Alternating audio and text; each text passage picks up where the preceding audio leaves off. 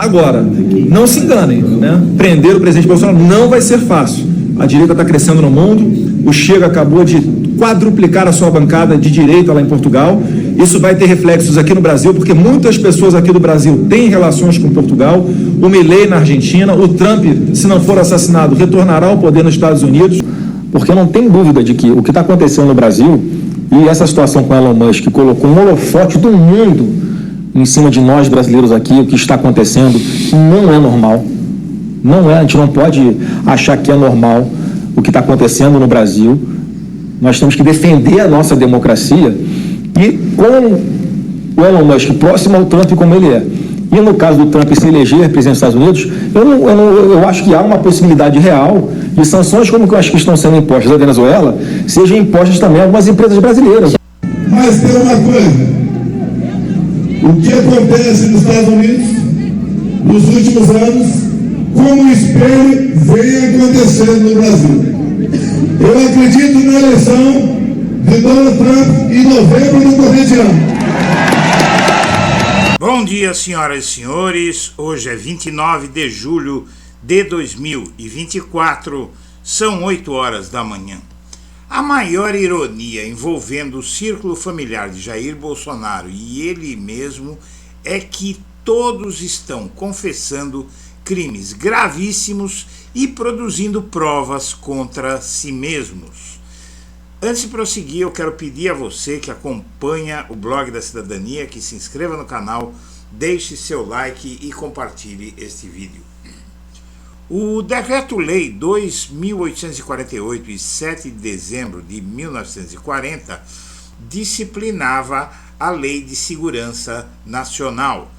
Esse Decreto-Lei foi substituído por uma lei do Congresso Nacional sancionada pelo Bolsonaro em 2021, enquanto ele era presidente, com alguns vetos. E essa é a grande ironia que há hoje envolvendo os processos contra ele, que já foram abertos, que já estão em vias de abertura de ações penais e muito mais os que ainda vêm por aí. Trata-se da Lei número 14.197, de 1º de setembro de 2021. Essa lei disciplina a segurança nacional e os crimes contra a segurança nacional, com outros dizeres, uns dizeres menos ditatoriais que a lei anterior, que foi utilizada pela ditadura militar brasileira para dominar o país por décadas debaixo de uma ditadura.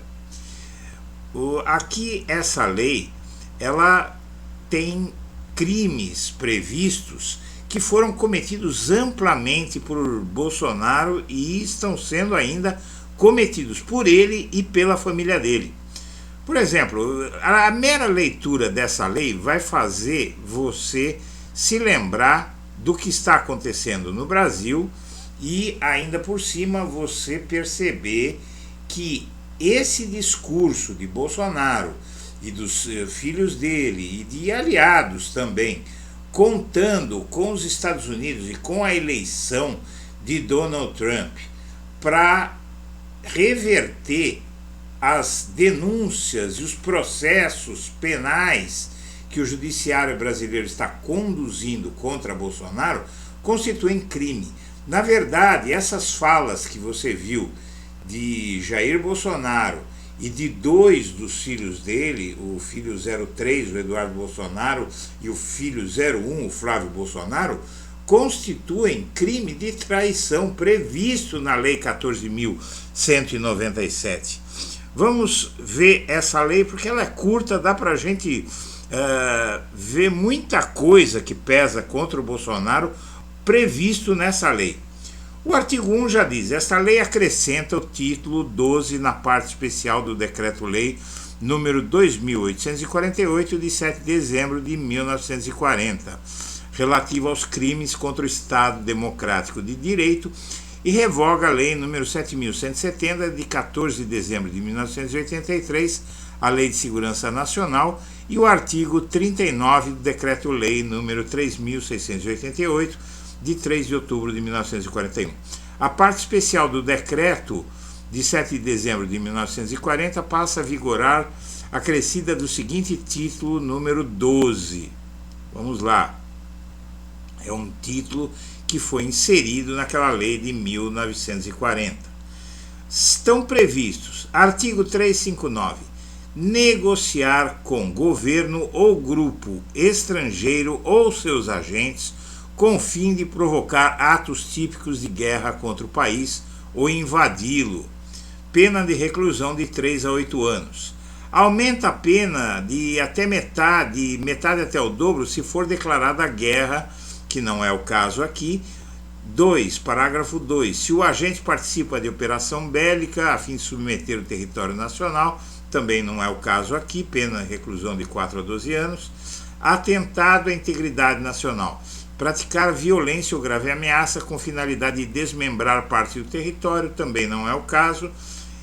Espionagem, entregar ao governo estrangeiro, a seus agentes ou organização criminosa, em desacordo com determinação legal, ou regulamentar documento ou informação classificados como secretos ou ultra-secretos nos termos da lei, cuja revelação possa colocar em perigo a preservação da ordem constitucional.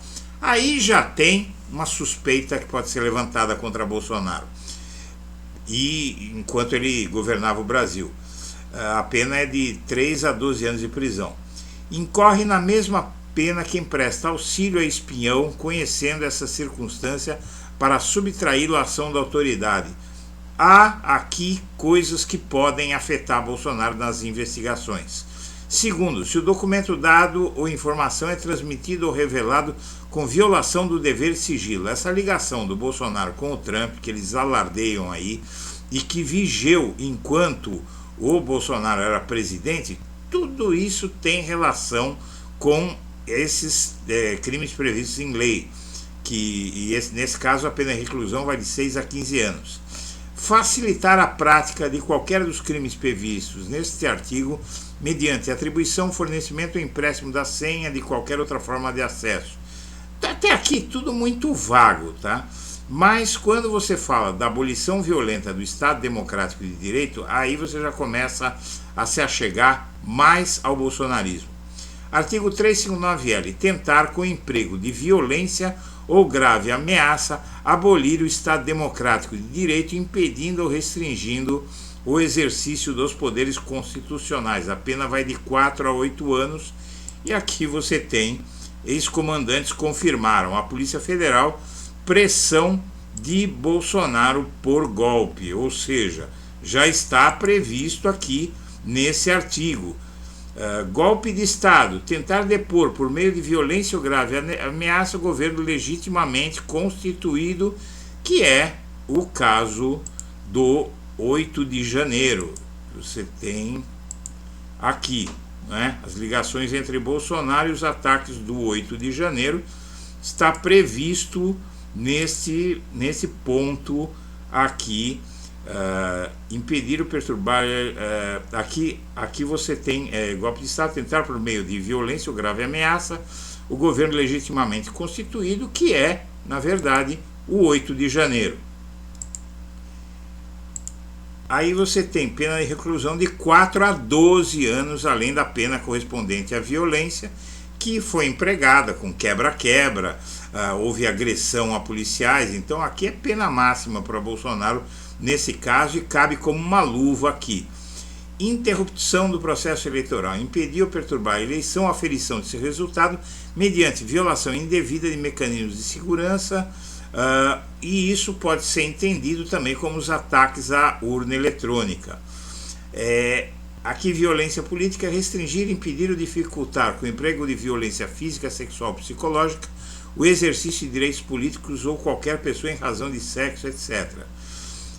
Sabotagem, destruir ou inutilizar meios de comunicação ao público, estabelecimento, instalação ou serviços destinados à defesa nacional. Tem por aí, por exemplo, o caso do caminhão com bomba, né, e os outros quebras-quebras.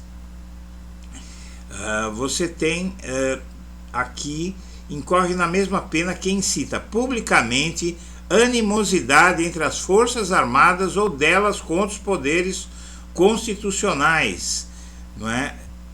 Que é muito claro qual é a relação. E a lei, o que é mais engraçado é que ela foi assinada pelo Jair Bolsonaro, pelo Anderson Torres, pelo Braga Neto, Damares Alves e Augusto Heleno. Com exceção de Damares Alves, todos eles são suspeitos e devem virar réus na ação penal em curso no STF por conta dessa lei aqui que eles mesmos assinaram.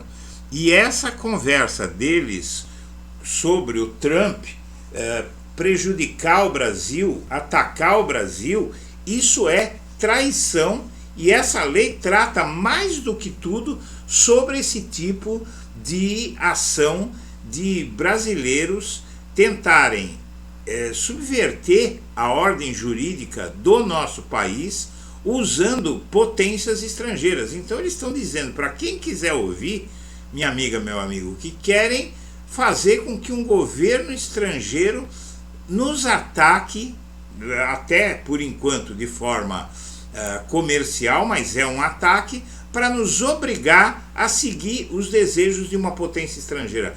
Nesse artigo aqui está a chave para investigar, processar e condenar os bolsonaristas por crime de traição. Foi isso que eu fiquei sabendo ontem. Vamos em frente. A justiça avança em processo de integrante de reality show contra o tal do Marçal. Como é que é o nome dele que eu escrevo? É Pablo Marçal. Esse que é candidato a prefeito de São Paulo, é aquele coach que abandonou pessoas no alto. Aí você tem uma foto dele no alto de um pico em que ele levou as pessoas e abandonou as pessoas lá. Ele foi proibido de fazer reality shows e tem testemunhas de que ele desobedeceu à ordem judicial. A justiça avançou em processo contra ele por supostas irregularidades no programa La Casa Digital 3, idealizado e apresentado pelo pré-candidato à prefeitura de São Paulo. Agora o judiciário busca saber o real vínculo de Marçal com a atração. Ex-integrante do reality show e autor da denúncia, Gabriel Godoy afirma ter sido agredido e xingado durante as gravações. Em um ano, 304 pessoas foram presas portando uma quantidade de substâncias proibidas que o STF acaba de autorizar. O programa de passagens aéreas baratas, o Voa Brasil, vendeu 1.500 passagens no primeiro dia do programa, primeiro e segundo dia, em 48 horas. Órgão eleitoral afirma que Maduro venceu a eleição na Venezuela com 51% dos votos. Começa uma guerra. Muitos países, a começar pelos Estados Unidos, não devem reconhecer a vitória de Maduro. A Argentina já falou que não vai reconhecer. O Uruguai também questionou, Paraguai também questionou, Argentina, Uruguai e Paraguai questionaram a vitória de Maduro. Enquanto isso, a Rússia já apoiou a vitória dele, o Irã já apoiou a vitória, e agora o Brasil fica numa saia justa aí. Será que Lula vai reconhecer essa vitória? Provavelmente vai, né? Provavelmente vai, até que provem contrário. Se não surgir alguma prova de que houve fraude, não basta ficarem dizendo que houve fraude, vão ter que provar, né? E aqui eu estou aqui na expectativa de ver que alguém apresente alguma prova de que houve fraude. Se não apresentar a prova, não adianta você chegar e dizer, olha, houve fraude e não diz qual foi a fraude, não é? Para que se condene o Maduro por ter roubado a eleição na Venezuela, não basta a retórica que a mídia está entoando. Vamos em frente. O novo inimigo eleito por Valdemar, pelo PL e por Bolsonaro é o Kassab, Gilberto Kassab, que foi prefeito de São Paulo, que era aliado do José Serra, do PSDB, é um cacique político importante, é uma eminência parda na política brasileira, e não é um bom negócio para o Bolsonaro e o seu partido comprarem briga com ele. De volta à política, a Joyce Hasselmann, que foi destruída politicamente pelo Bolsonaro, quer ser vereadora de São Paulo e fala em manter a esquerda longe do poder. Essa retórica não vai levá-la longe sem o bolsonarismo. E havia um esquema na Agência Nacional do Petróleo que avisava donos de postos de gasolina sobre blitz, diz a Polícia Federal. Veja só isso. E aqui o assassino de Marielle, ele deu das emendas parlamentares dele 100 mil reais para a empresa de um jovem de 22 anos. É uma decisão mais do que suspeita, e agora vai ser preciso saber o que é que tinha por trás disso. Senhoras e senhores, eu agradeço a atenção e deixo meu abraço para todo mundo.